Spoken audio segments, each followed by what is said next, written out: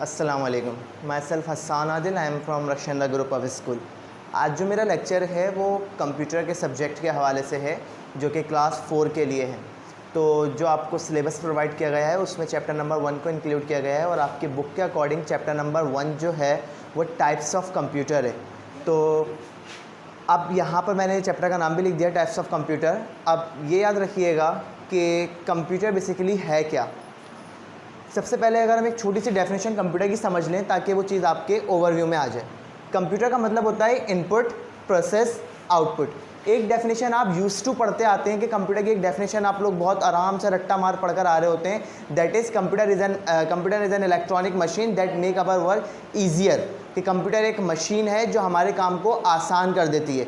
लेकिन it's not a enough definition to completely explain the computer. ये कोई enough definition नहीं है जो कंप्यूटर के एक टर्म को कम्प्लीटली एक्सप्लेन कर दे। ये तो एक चीज़ बता रहा है, एक उसका एडवांटेज बता रहा है कि कंप्यूटर एक मशीन है जो किसी भी किस्म के काम को आसान कर देती है। ये तो उसका एक एडवांटेज हो गया, उसकी कैपेबिलिटीज़ हो गई। लेकिन एक्चुअल डेफिनेशन को किस तरह इसके थ्रो अप करेंगे, तो डेफिनेशन हमें यही सिखाती है कि इनपुट, प्रोसेस, आउटपुट। अब what is mean by input, process और आउटपुट? देखिए, इनपुट का मतलब होता है इंस्ट्रक्ट। मैं यहाँ लिख भी देता हूँ कि इनपुट का मतलब होता है बेसिकली इंस्ट्रक्ट करना। यानी कि देखिए, कंप्यूटर खुद के बिहाफ पे कोई काम नहीं करता अनटिल एंड अनलेस जब तक आप उसको कुछ इंस्ट्रक्ट ना करो, क्योंकि बेसिकली वो एक मशीन है। तो मशीन खुद से कोई काम नहीं करती। आपको जब भी उससे कोई काम करवाना होता है तो यू शुड इंस्ट्रक्ट इट। आपको उसको इंस्ट्रक्ट करना पड़ेगा। लेट्स से कि आपको कोई सॉन्ग प्ले करना है तो आप उसको बोलेंगे, वो वर्क नहीं करेगा, ठीक है। तो आपने क्या करना पड़ेगा, आपने उसको सॉन्ग को प्ले करना पड़ेगा। आप उसको कंप्यूटर को इनपुट करेंगे, उसके अंदर एक इन्फॉर्मेशन इनपुट करेंगे कि भाई फला सॉन्ग प्ले करना है। फिर वो इनपुट करने के बाद उसको अब वो प्रोसेस करेगा, वो यानी कि उसके फंक्शंस को परफॉर्म करेगा। फंक्शंस परफॉर्म करने के बाद आपको वो आखिर में आउटपुट प्रोवाइड कर देगा। What is mean by output? Output का मतलब होता है रिजल्ट, यानी वो आपको रिजल्ट दे देगा।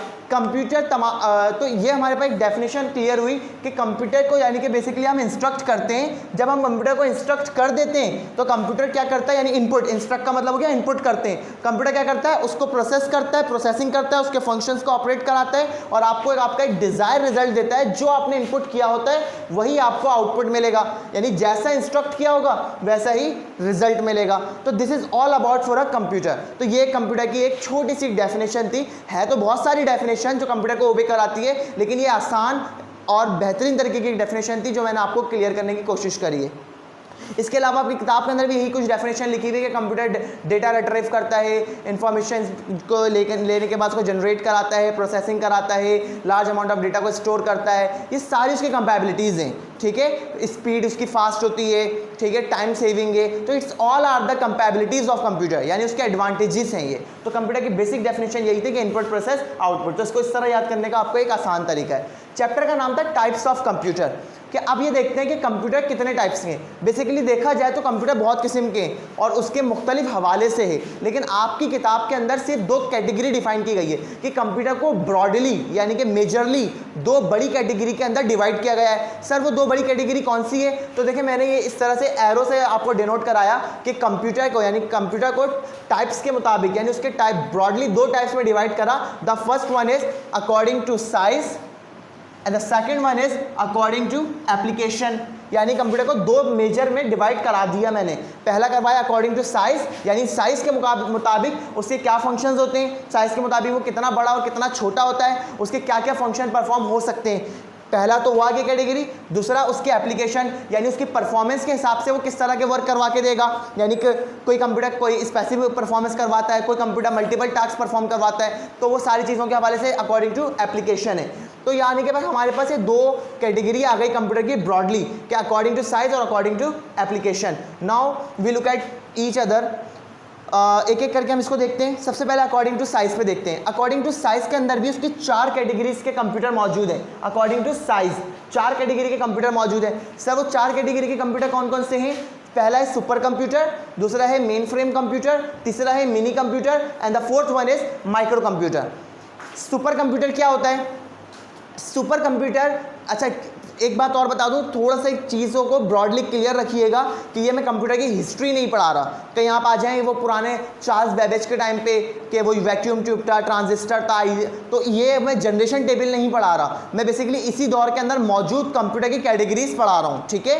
तो पहला है सुपर कंप्यूटर। सुपर कंप्यूटर क्या होता है कि आज के दौर में जो किसी स्पेशल पर्पस के लिए किसी कंप्यूटर का इस्तेमाल करना, ठीक है। फॉर एग्जांपल वेदर का फोरकास्टिंग है, वेदर का एनवायरनमेंट आपको पता है, महकमा मौसमियात वाले फौरन आपको डिक्टेट करके बताते हैं कि इतने टाइम में बारिश होने वाली है, इस वक्त मौसम ऐसा रहेगा, इस वक्त मौसम ऐसा रहेगा। इलेक्ट्रिसिटी के हवाले से चीज़ें की नो हाउ हो रही होती है। तो इस तरह की जो फोरकास्टिंग हो रही होती है किसी स्पेशल पर्पस के लिए कंप्यूटर को यूज़ किया जा रहा होता है। तो this types of computer we called super computer. Super computer expensive होता है, ये कुछ इसकी कैपेबिलिटीज़ हैं जो किताब में भी लिखी गई हैं। ये एक्सपेंसिव होता है यानी महंगा होता है, बहुत लार्ज अमाउंट ऑफ साइज का होता है। सम टाइम ये पूरी कमरे पूरी फ्लोर को घेर लेता है, यानी इतना बड़ा ये कंप्यूटर होता है लार्ज, और इसके अलावा लार्ज अमाउंट ऑफ एनर्जी को भी कंज्यूम करता है, ठीक है। अच्छा, सिंगल यूज़र होता है, बेसिकली मल्टीपल यूज़र इस पर काम नहीं कर सकते, यानी कि एक वक्त में एक ही बंदा इसको ऑपरेट करा सकता है।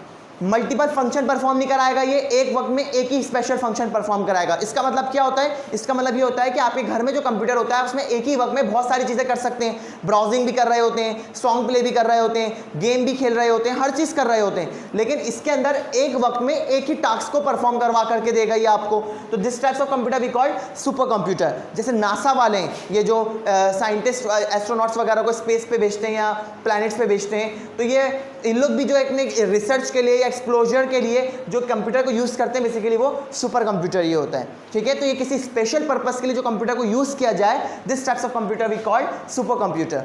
And the second one is mainframe computer. Mainframe computer की भी कुछ बातें जो हैं वो सुपर कंप्यूटर जैसी हैं, जैसे कि एक्सपेंसिव होता है, फास्टेस्ट है, ठीक है, लार्ज अमाउंट ऑफ वॉल्यूम या स्पेस को जो ऑक्यूपाई करता है, यानी बहुत बड़ी जगह घेरता है एग्जिस्ट होने के लिए, ठीक है। लेकिन इसका एक फ़ायदा ये था कि ये सुपर कंप्यूटर के मुकाबले में ये एक वक्त में मल्टीपल टास्क परफॉर्म करके देता है। सुपर कंप्यूटर क्या था? एक वक्त में एक ही टास्क परफॉर्म करके दे रहा था, ठीक है, सिंगल यूज़र। ये बेसिकली मल्टीपल पे आ गया था, यानी कि एक वक्त में मल्टीपल टास्क परफॉर्म करके दे रहा था, नो मैटर कि जो यूज़र है वो इंडिविजुअल हो या मल्टीपल हो। अगर एक इंडिविजुअल यूज़र भी होगा तो वो भी मल्टीपल टास्क परफॉर्म करा सकता है कंप्यूटर से, ठीक है। तो ये आ गया आपका मेन फ्रेम कंप्यूटर। तो ये भी थोड़ा सा महंगा होता है, ठीक है, और ये यूज़ का होता है सर, इसका प्रैक्टिकल एप्लीकेशन का है। इसका प्रैक्टिकल एप्लीकेशन बड़ी ऑर्गेनाइजेशंस में, जैसे कि एयरलाइंस में टिकटिंग वगैरह बुक होती है, तो उसमें large amount of data retrieve होता है, लार्ज अमाउंट ऑफ डेटा उन लोग स्टोर करते हैं। हॉस्पिटल वाले सालों का डेटाबेस रखते हैं, सालों का डेटा स्टोर करके रखते हैं। तो this types of computer we called mainframe computer. तो ये किसी बड़ी ऑर्गेनाइजेशन के अंदर यूज़ किया जाता है किसी पर्पस के लिए, ठीक है। तो इसके अंदर इसको बेसिकली आप ये भी कह सकते हैं कि ये सर्वर के तौर पे भी काम करता है, कि आपके एक इदारे के अंदर अगर ये लगा हुआ है तो पूरे इदारे का, कलेक्टिवली पूरे इदारे का जो डेटा होगा वो इस कंप्यूटर के अंदर होगा, ठीक है। तो ये कलेक्टिवली पूरे इदारे का डेटा का वो रिट्राइव करता है, ठीक है। तो this is we called mainframe computer. The third one is mini computer. अब मिनी कंप्यूटर क्या होता है? देखिए, मिनी कंप्यूटर के द वर्ड है मिनी का मतलब होता है स्मॉल, यानी स्मॉल इन साइज। अब ये क्या होता है? ये थोड़ा सा साइज में स्मॉल होगा, यानी उतनी जगह नहीं घेरेगा जितनी जगह वो घेरता है। इसके अलावा ये मल्टीपल टास्क परफॉर्म कराता है एक वक्त में, यानी एक वक्त में कोई एक टास्क परफॉर्म नहीं करेगा, मल्टीपल टास्क परफॉर्म करके देगा, ठीक है। जगह कम घेरेगा क्योंकि स्मॉल है, लेकिन एक्सपेंसिव अपनी जगह पर होगा। अच्छा, सेकंड ये कि जो मिनी कंप्यूटर है बेसिकली उसके हवाले से कि मिनी कंप्यूटर के हवाले से एक बात ये इंपॉर्टेंट और भी है कि ये जो है मल्टीपल प्रोसेसिंग कर रहा होता है और मल्टीपल यूज़र इसके ऊपर एक साथ काम कर सकते हैं। सर कितने यूज़र तक काम कर सकते हैं? इसमें एक वक्त में तकरीबन 200 यूज़र एक वक्त में बैठ के काम कर सकते हैं, यानी मुख्तलिफ कैटेगरीज में उनको एक जगह लगा दिया सिस्टम, अब उससे कनेक्शन निकाल दिए मुख्तलिफ कंप्यूटर के, तो उसमें बैठ के तकरीबन 200 लोग यानी 200 यूज़र्स एक वक्त में बैठ के मिनी कंप्यूटर को ऑपरेट कर सकते हैं। इसकी जो प्रैक्टिकल एप्लीकेशन है वो हमारी डेली लाइफ में भी है ये, लेकिन साइज़ में स्मॉल होता है, तो किसी स्मॉल ऑर्गेनाइजेशन वगैरह के अंदर इसको इस्तेमाल कर सकते हैं, जैसे स्कूल वगैरह हो गए, इन ऑर्गेनाइजेशंस के अंदर इसको इस्तेमाल कर सकते हैं। The fourth one is micro computer. The word micro का मतलब होता है और चिप है और स्मॉलर, यानी कि मिनी के मुकाबले में भी छोटा। तो ये वो कंप्यूटर होते हैं जो हमारी डेली लाइफ में हम लोग अपने घरों पे नॉर्मल यूज़ कर रहे हैं, घरों में या ऑफिसेज वगैरह के अंदर किसी पर्पस के, जनरल पर्पस के लिए। इसको मैं किसी स्पेशल पर्पस तो नहीं कहूँगा, मैं कहूँगा किसी जनरल पर्पस के लिए इस कंप्यूटर को हम इस्तेमाल कर रहे होते हैं। क्या मतलब हुआ? घर के अंदर जैसे कि है हमारे लैपटॉप है या कंप्यूटर है, हम उसमें गेमिंग भी करते हैं, एजुकेशन पढ़ते भी हैं और वीडियोज़ भी देख रहे हैं, ब्राउजिंग भी कर रहे हैं, मल्टीपल टास्क कर रहे होते हैं हम उसमें। तो कोई इसका एक स्पेसिफिक पर्पस नहीं है, आप उससे मल्टीपल काम करा रहे हैं। इसी तरह अगर ऑफिस में, तो ऑफिस में भी बहुत सारे काम हो रहे होते हैं, जैसे डिज़ाइनिंग हो रही है, वीडियो मेकिंग हो रही है, ठीक है, इसके अलावा टाइपिंग हो रही है, और भी बहुत सारे फंक्शंस हैं। तो माइक्रो कंप्यूटर बेसिकली इन प्रैक्टिकल एप्लीकेशंस पे यूज़ होता है। तो ये बेसिकली जो इसका एवोल्यूशन आया मिनी कंप्यूटर और माइक्रो कंप्यूटर का 1960 के बाद आया, यानी 1960 के बाद जब आईसी लॉन्च हुई, इंटीग्रेटेड सर्किट, जब ये लॉन्च हुआ तो इसने साइज को स्मॉल कर दिया, क्योंकि चिप बेस हो गया था, सिंगल चिप लग गई थी सिलिकॉन बेस पर।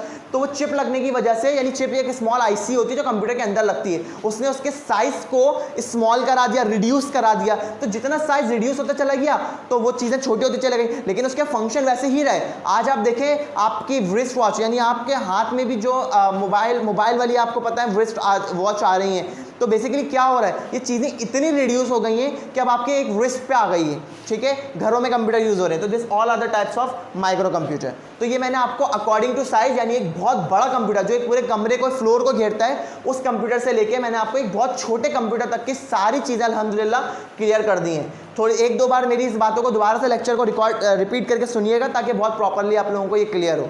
Then the last one we have according to application, कि आप उसके सॉफ्टवेयरिंग के हिसाब से, एप्लीकेशन के हिसाब से वो कितने कैटेगरी का है, वो है 3 कैटेगरी का, analogue computer, digital computer, hybrid computer. उसको 3 कैटेगरीज में डिवाइड किया गया है, क्योंकि सबका एक अपना अपना पर्पस होगा।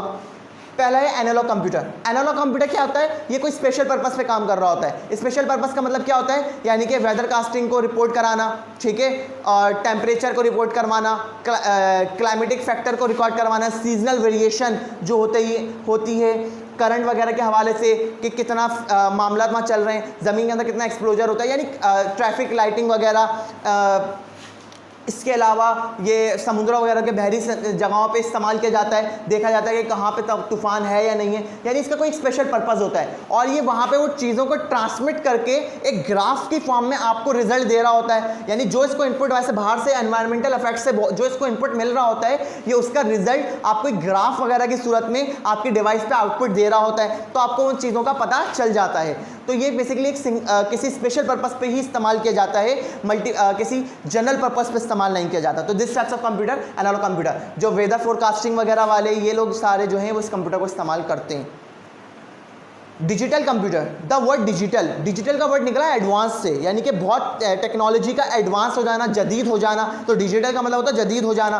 तो डिजिटल कंप्यूटर का मतलब यही होता है कि ये इस तरह के कंप्यूटर जो जदीद हो चुके हैं, यानी कि जो हमारे ये बेसिकली घरों के अंदर इस्तेमाल हो रहे हैं। आपको पता है कि कितनी आपके घर के अंदर चीज़ें एडवांस हो चुकी हैं, चाहे वो लैपटॉप हो, कंप्यूटर हो या मोबाइल्स हो। तो मोबाइल भी बेसिकली कंप्यूटर की ही कैटेगरी के अंदर आता है, साइज स्मॉल हुआ इसका, तो फंक्शन तो वही परफॉर्म करा रहा है, ठीक है। तो याद रखिएगा कि ये जो डिजिटल कंप्यूटर होते हैं ये बेसिकली ये वही है जो हमारे घरों में, ऑफिस के अंदर, स्कूल्स के अंदर, हॉस्पिटल्स के अंदर जनरल पर्पस पे इस्तेमाल किए जा रहे हैं। यानी कि इसका कोई एक खास पर्पस नहीं है, ये हर किस का काम करवा कर दे रहा होगा आपको, ठीक है। तो इसका जो है साइज़ भी स्मॉल होता है, जैसे लैपटॉप वगैरह, मोबाइल वगैरह देख लो, उसका साइज़ भी स्मॉल होता है, ठीक है। तो ये स्मॉल इन साइज़ होता है और मल्टीपल टास्क एक वक्त में ये आपको परफॉर्म करा कर दे रहा होता है, ठीक है। ये आपके घरों के अंदर जो कंप्यूटर है बेसिकली वो डिजिटल कंप्यूटर की कैटेगरी है। The last one we have hybrid computer, एक ऐसा कंप्यूटर जो एनालॉग और डिजिटल इन दोनों का कॉम्बिनेशन हो। यानी कि ये वो कंप्यूटर होता है कि जिसमें एनालॉग का भी जो काम होता है वो, और जो डिजिटल कंप्यूटर का काम होता है वो, ये दोनों काम की अगर एक ही सिस्टम में रिक्वायरमेंट आ जाए कि भाई एक ही सिस्टम के अंदर हमें ये दोनों पर्पस चाहिए, यानी एनालॉग का जो पर्पस है, यानी कि जो बड़े बड़े काम करा के दे रहा है, बड़ी बड़ी फोरकास्टिंग करा के दे रहा है वो भी, और एक जो जनरल पर्पस कंप्यूटर के डिजिटल कंप्यूटर के अंदर जो काम कर रहे होते हैं, वो दोनों काम अगर एक ही किसी सिस्टम में आ जाए, तो जब वो दोनों के कॉम्बिनेशन को किया गया, एक ही सिस्टम बनाया गया, तो उस सिस्टम को रखा गया नाम उसका हाइब्रिड कंप्यूटर। बेसिकली ये क्या है, एक कंबाइंड फॉर्म है एनालॉग और डिजिटल कंप्यूटर की। तो ये आपके अकॉर्डिंग टू एप्लीकेशन कंप्यूटर की 3 कैटेगरीज आ गई। आई होप सो कि आप लोगों को ये लेक्चर समझ आया होगा, ठीक है। कोशिश कीजिएगा कि 1 से 2 बार वीडियो को ज़रूर देख लें, बुक ज़रूर पढ़िएगा। अनटिल और अनलेस आप बुक नहीं पढ़ेंगे तो आपकी कुछ समझ में नहीं आएगा। तो एक मरतबा बुक को रीड आउट ज़रूर कीजिएगा, 1 से 2 मरतबा को आपको सिलेबस वगैरह मिल चुका है, काम मिल चुका है, काम ज़रूर कॉपी करें, और इसके अलावा इस वर्क को ज़रूर समझें, और इंशाल्लाह it will help you in future time, ठीक है। थैंक यू वेरी मच, अपना बहुत ख्याल रखिएगा। अल्लाह हाफिज़।